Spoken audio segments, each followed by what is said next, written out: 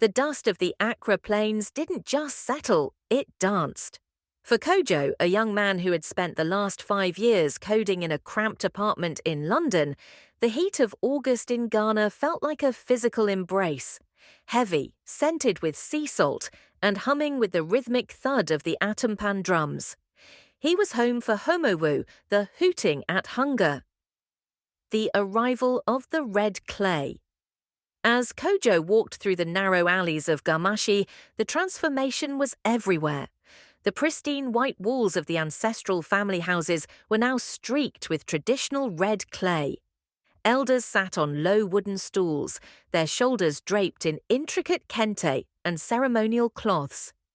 "Kojo, you've brought your skinny self back just in time," his grandmother, Na Shormi, shouted over the din.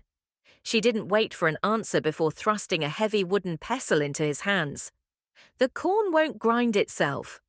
The ritual of kapokpoi. The heart of Homowo is the food, specifically kapokpoi, a dish born of a historic victory over a great famine. Kojo watched as the women of the house performed a culinary ballet. Steaming. The fermented cornmeal was steamed until fluffy and golden.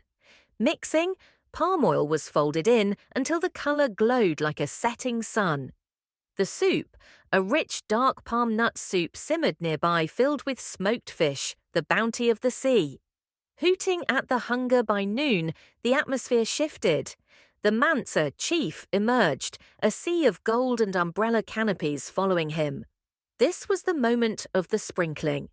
As the procession moved through the streets, the chief took handfuls of kapokpoi and scattered them on the ground. It was a symbolic offering to the ancestors, a way of saying, "Look, we have eaten. The hunger that once bit us is dead. We are hooting at it." Kojo joined the crowd, the twins' jam beginning to pick up pace.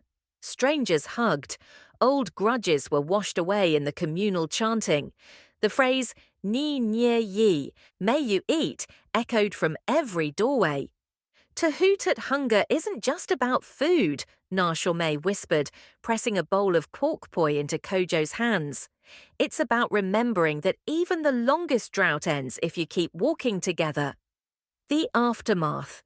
As the sun dipped below the Gulf of Guinea, the drums didn't stop, but they grew mellow. Kojo sat on the porch, his fingers stained orange from the palm oil, his heart no longer feeling the cold isolation of the London winter. He realized he hadn't checked his phone once.